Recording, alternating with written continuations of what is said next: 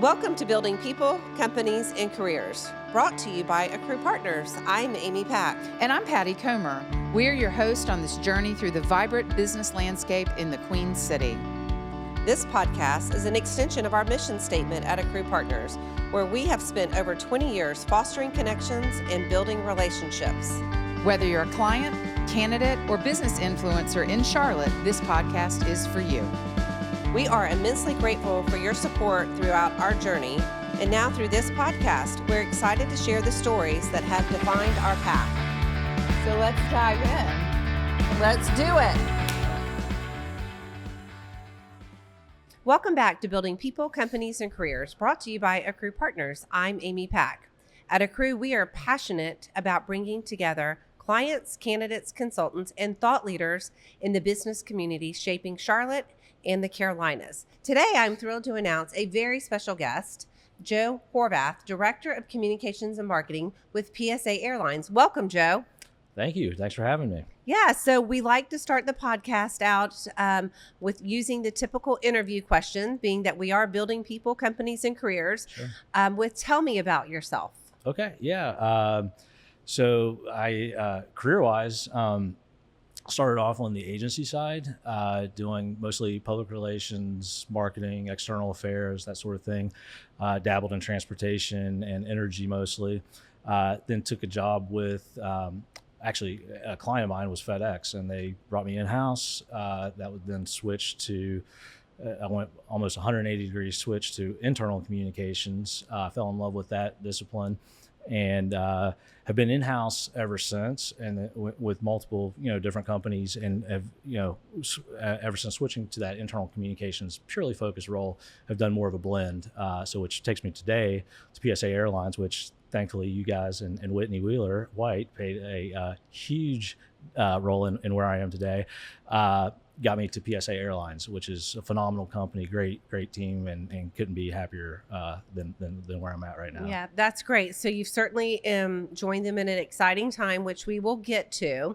But you mentioned your career started in agency side. Yep.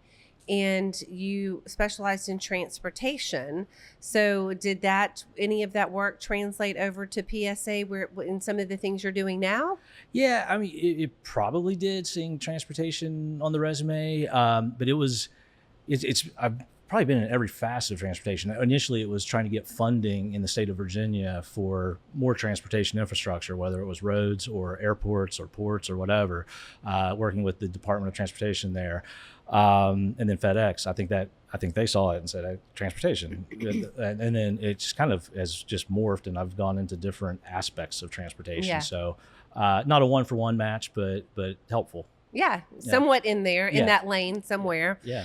So you mentioned, obviously, AccruePartners had the great pleasure of placing you at PSA about a year and a half ago or about so. that.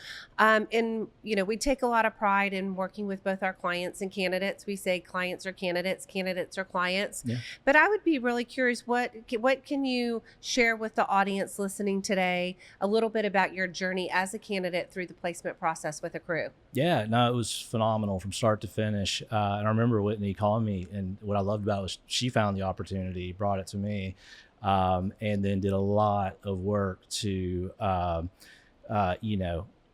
every stage of the process was just, very transparent, very communicative, let me know kind of what I maybe should expect, and, helping me get prepared. And I think, and doing the same thing from what I understand on the other side of the table. And so we had a lot of good dialogues, based on what I was hearing from Whitney, and then what Christine, my boss, Christine Hollinshead, what she was hearing. So we would sync up. Christine was like, well, I heard this from Accrue, and I said, well, I heard this, and it was all simpatico, I guess, and so it was phenomenal. I couldn't have, it was just very, I knew pretty much every step of the way what to expect, and it was a great experience across the board. Yeah, that's great. Yeah. So you report into HR. Yeah. And y'all have a lot of great things going on at PSA, and hopefully most of the listeners have knowledge of you all relocating your headquarters to Charlotte from Ohio. But why don't you tell us a little bit about why Charlotte? Yeah. Obviously, you've had to communicate to the internal and to the external audience since that announcement. And what is it about Charlotte that brought y'all here, and what helped make that decision? Yeah, sure. Well, Charlotte's one of 4 hubs that PSA supports. PSA, for those who don't know, is a wholly owned subsidiary of American Airlines. So we're a regional carrier. We go as far west as about Dallas, as far north as Toronto and Montreal, and then down to the Caribbean, and then all throughout the East Coast, Midwest, and that sort of thing. Charlotte, which is the world's 6th busiest airport, is our busiest airport, and so we've got I think it's about a quarter of our people in this market, so based here. So when the headquarters is moved, we'll have 400 what we call management and support staff in that headquarters. We'll have another 1,800 or so frontline workers. So that's mechanics, pilots, and flight attendants that are based here in this market. So just naturally, I think leadership looked at it and said, we need to be where most of our people are, where most of the action is. Because it is, I've been in companies where you're talking to people in India, and it doesn't matter where you are. This is a really people driven company. For if you want to be successful, you got to have a good pulse on the people. So I think leadership saw that. There were a handful of leaders already here, and then it just made sense to bring it all together, and one team, one campus, one culture is kind of like what we talk about now with the I love that one team, one campus, one culture. We call it one Accrue here at Accrue. So with the relo, I know it's a relo is never easy for the city that's losing the employer, if you will, and then it's certainly impacting people's lives, having to make decisions. But when y'all look at making that change, how many people will actually relocate with the company to Charlotte? So you're right. First, I want to give Dayton credit. People that are from Dayton, from what I've observed, they don't really want to leave Dayton. There's something special about it. So it was tough. I think going in, we had a conservative and optimistic estimate, that was in the 20%, higher than that, about 27%, I think is what we thought would take it. We were pleased to see 43% actually decided to come. So we were very happy with that because it takes a lot, like I said, for someone who's from Dayton to leave Dayton. So we think that says a lot about what they think about the company and their future with us. And it's great, obviously, for the business continuity and the knowledge transfer and that sort of thing as we bring new people. So it's tough news for Dayton, but we will still have a presence there. We'll have a maintenance base, and our flight and in-flight crew will still be based there. So they don't lose everything with PSA.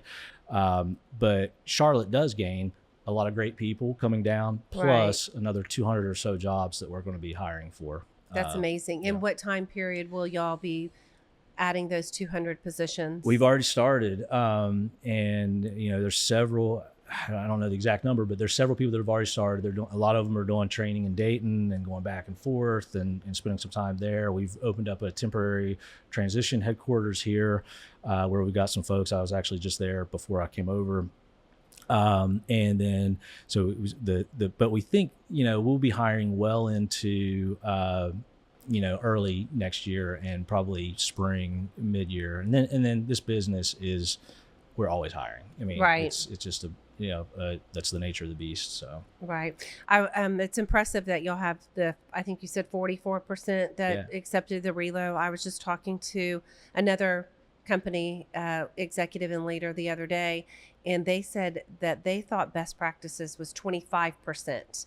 So y'all have almost doubled that, which is the industry standard or kind of the benchmark, if you will. Yeah. And we'd heard that as well from some other folks at other companies. So that was, we were pleasantly surprised. I mean, like it is, again, we thought, there's a lot of people with deep, strong ties to that area. So to get them to uproot, what they've got going on there and leave in a lot of cases, leave their families, their extended families behind and start over here. But, Charlotte's got a lot of great things going for it. So it was I think a lot of people, we say, let's talk about the weather and how much better that probably is here. And people, I think, like that. Yeah. It's just the opportunity. So that's great. Yeah. So you mentioned hiring 200 positions.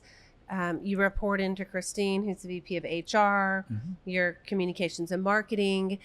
How are you working together, I guess, because employer branding is important, name recognition is important. Yeah. What are some of the things that you've had to navigate just to get here as you continue the journey to hire talent?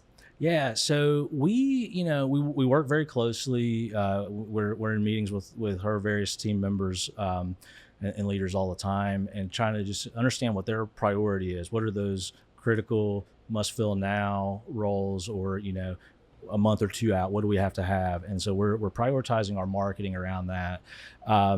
PSA was not, I don't think, was well known before, and we still have a lot of work to do in that regard, but we did ratchet up our earned media efforts, so which is something we hadn't done a lot of in the past. But obviously, this is a great story. We had a lot of interest from local outlets, some national interest, and of course the trade. So we've kind of amped up what we're doing, pitching media and that sort of thing to get our name out through earned. And then, just some of the typical channels you would use for marketing, HR, or not HR roles, but all roles. So. Right.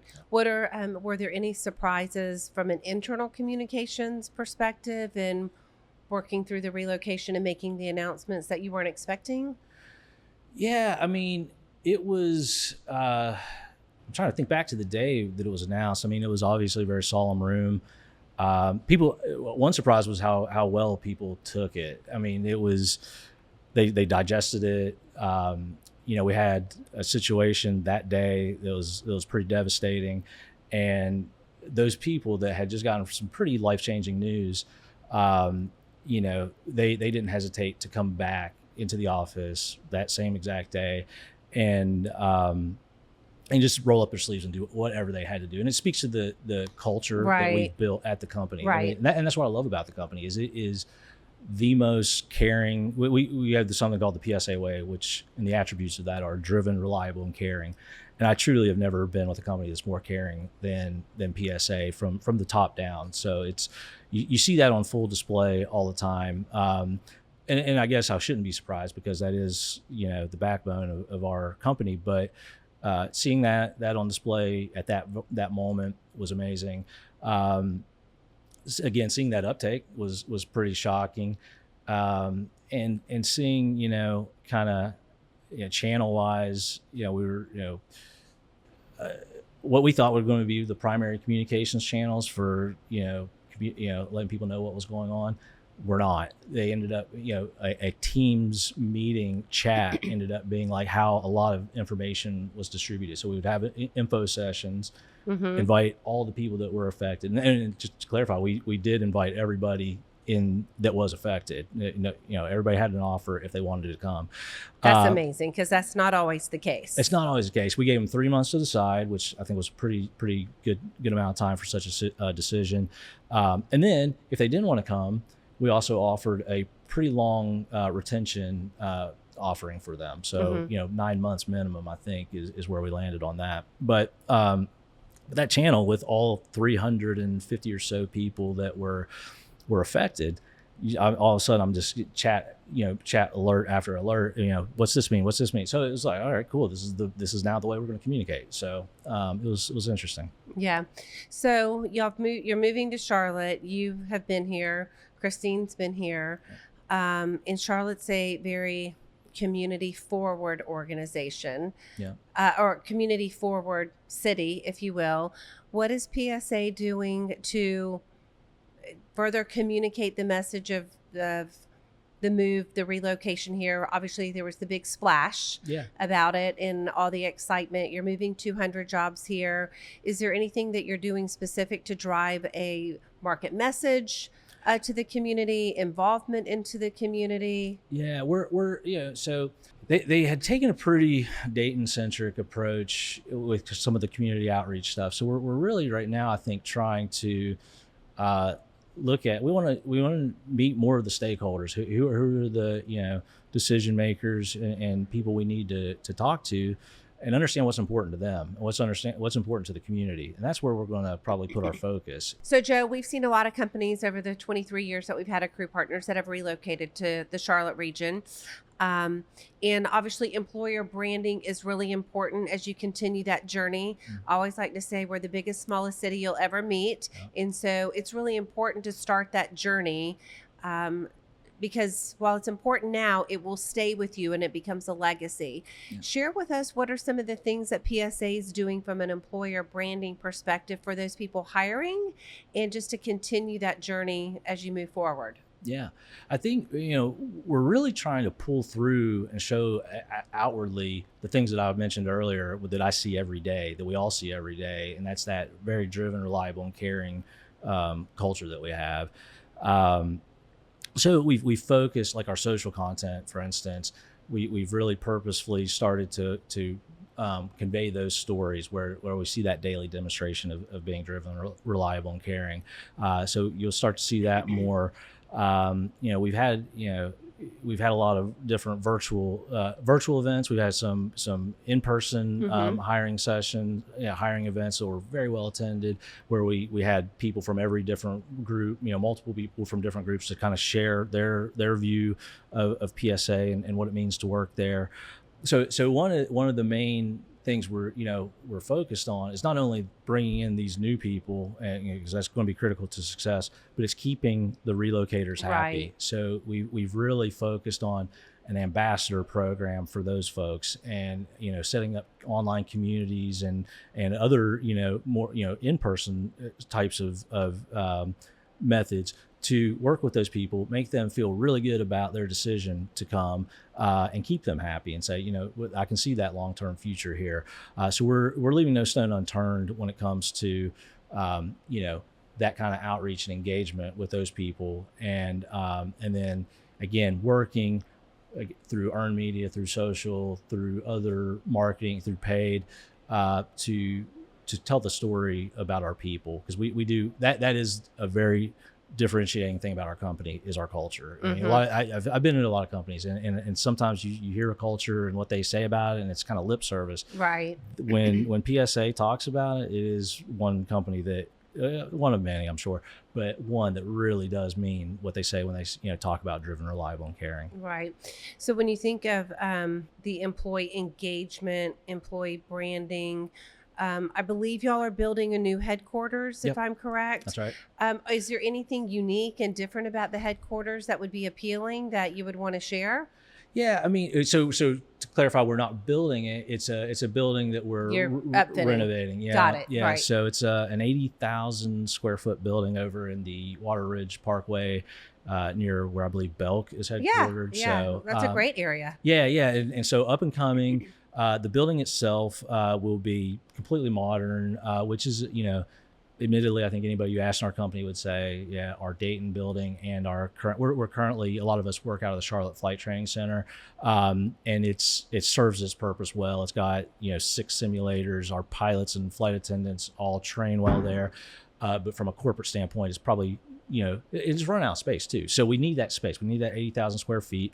Having our integrated operations center today is in a separate building from the headquarters in Dayton. Today or tomorrow, it will be in the same building. So it's a chance for all of us to, we're not going to interfere with the operation, of course, but those people that need to know what's going on will have easy access, can swing by easy and say, give recognition and that sort of thing. But the headquarters itself is, we're happy right now because it's going to have a lot of windows and things like that. And it's just a modern look and feel with community spaces for people to gather and start to build that culture even more as we get new people in and bring the other folks in. And when will y'all space be ready? January of 2026 is when we expect to. So between now and January, hiring 200 people. Yep. Where is everybody going to sit? Are they working remote? Or? Well, that was an interesting topic throughout all of this, and we weren't sure that we would get a lot of people. So we made that long runway. We said we announced January of 25, and we said you can be here by March of 26, which is a long time, and we wanted to give people time to just get schooling and all that stuff figured out. a lot of people shockingly said they want to come early. So we're like, okay, what do we do? Now you're with scrambling. it? Yeah. So we had a plan. It was a temporary transition headquarters in the university city area. So in fact, I was just there right before I got here, and it's a nice building, beautiful. But it's geographically on the other side of Charlotte. It's on the other side of Charlotte. So we tell people, like, if you're coming here, if you're relocating or whatever, don't use that as your basis for where to live.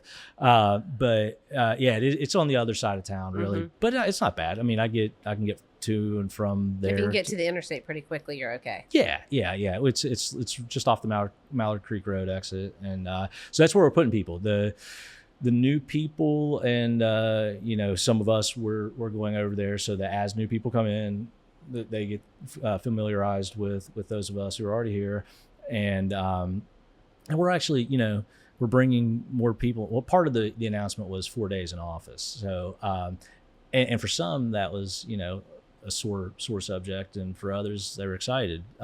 So we're using that temporary space right now to get a little bit more in office time than what we had been doing, and trying to again strengthen that sense of community and culture before everybody gets here. It's hard to believe it's 25 and everybody's still talking about what is your return to work or what is your style. I mean, we had 3 conversations today about it. Yeah.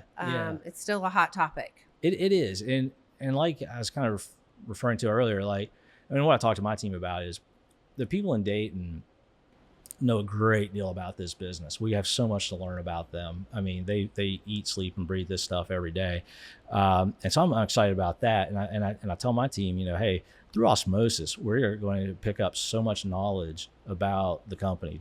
And we're going to build strong relationships, right, and know who to go to for what, and that sort of thing. And I tell them, if we were coming into this office to be on Teams calls with people on the other side of the world, I would agree with you. It doesn't make sense, but that's not the case. We have so much. It's such a people-intensive organization and business that it's critical to have those relationships and knowledge. So yeah, well, and with y'all having so many people relocate here, the institutional knowledge that you're going to be able to keep is invaluable. That's right. That's huge. And that's what we were so excited about. That's why when I talk to media or other people, we really do have the best of both worlds. Because it'd be one thing if we were saying, hey, everybody's coming, we have no jobs to offer you, Charlotte. Or if nobody was coming, that would be concerning. Yeah. We really do. It's like almost right down the middle of we got hundreds of jobs for Charlotte area folks, and we got that institutional knowledge that'll be coming with us that'll, keep everything going. Yeah, and I think what I see looking outside looking in is it also gives the organization, the airline, an opportunity to bring in some other thought leaders, if you will. That's right. I don't know what the tenure's like, but I'm pretty certain everything I've heard about Dayton and PSA Airlines that there was a lot of tenure there, which speaks highly. But sometimes it's good to change things up a little bit, and so you're getting the best of both worlds, as you said. That's right. Yeah, I mean, our annual meeting's coming up, and I think we're going to look at what are the things that we love about us, what are the things that maybe we don't, and what do we want to look like down the road. So. And we're going to ask the opinions of people that are coming and some people that are exiting, but we care about their opinions. They've our CEO talked about it, where like you got a kid going off to college, your job as a parent's not done. So you just become an empty nester, but you're still responsible. Yeah, and the work you've done, to that point sets that person up for success. Right. So we're really leaning on the people that will be a part of PSA forever in our minds. Yeah, they've left a legacy of some sort. That's right. Mm-hmm. And they're solidifying it. They're going to help us solidify it. So we're looking forward to that. That's great. Has there been anyone surprised through this journey? You've been there a year and a half. They've made the announcement to make the relocation. But as you've worked through the communications and marketing associated with all this, is there anything that you're like, wow, I didn't expect this, or outside of the number of people relocating? As it relates to the relocation, no. I guess what has been eye-opening along the way, and I guess I should be used to it now, is just how willing everybody is to help and provide advice, provide information, roll up their sleeves. I mean, and I do mean that literally from the top of the company down. you will not find a more humble group of leaders who, jacks of all trade, really, in terms of what they do in the business. So, it's just a really blue collar, roll up your sleeves. What can we do to help you? I had VPs when I first, several months after start. How are you liking it? Do you love it? And I interact with them, but I'm not in their group, and just to see that they care and they're asking, like, what do you think of the company? How's it compare to what you've done before? That sort of thing, and just making sure that you feel good about being at PSA. That's been surprising. Yeah. Now, along through your career journey, is this the first time you've been through a corporate relo of this nature? I believe so. I've helped some other companies on the consulting side, but not really to this extent. It was like more regional HQ kind of reload type stuff. But this is my first actual corporate reload. And it's weird because I'm excited about it. We've been excited about it. I know that the news wasn't great for a lot of people, but it was good for a lot of people too. And so I just go back and forth trying to balance my excitement, because I think they're really good people. I wanted all of them to come, and so but knowing that they all couldn't, I'm trying to balance that sensitivity out too, and just try to be as open-minded about it, and as I guess appealing to people no matter what situation they're in throughout this move. So because you can't make everybody happy. You can't make everybody happy. But you can do the best to make the experience through this process as good as can be. Yeah, that's right. And that is one thing we're focused on conveying as often as we can, is like, hey, whether you're coming with us or not, thank you. We appreciate everything you've done for this company. And you mean a lot to us, and it'll be a lot, to your point, a big part of our legacy for many years. So. Yeah. So you've shared with us at the beginning a little bit about your career journey. Is there any one piece of advice you would want to give any listeners as it relates to leadership, and what really molded you to give you the opportunity to excel your career to where you are today? Yeah. First one's easy. Listen. Listen more than you talk. I think I try to do that. Hopefully I do that. And sometimes, like, why are you not speaking up? I want when I do, I want it to mean something. So I'd say be a good listener, and then I would also say have a strategic plan. Like, think about your career purposefully. Right. Like my view on it was I wanted to do a minimum of 5 years of agency experience, because a lot of the JDs I was reading for, cool in-house jobs when I was starting out, all required at least 5 years of agency experience. So I was like, all right, well, I better do that. And then I said, okay, I don't want to be at a big agency when I intern or whatever, because I don't want to stuff binders. I want to do real work. So I purposefully chose to go with a mid-size agency, and then I learned so much there. Right. And then I was like, then I was like, I like mid-size, but I want more iconic clients. So I found an agency that had great clients, and I said, well, now I need to go global. So I went global, and that's where I had ended up serving FedEx, and then that was all she wrote. So, yeah, that's great.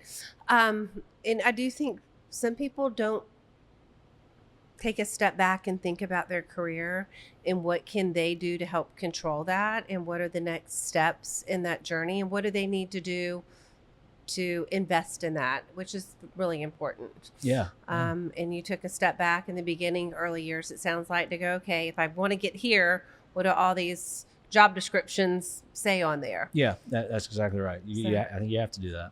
So, well, it has been a pleasure. I thought we would jump into the rapid fire questions really fast. All right. With kind of a natural segue. What is your first career memory? First career memory.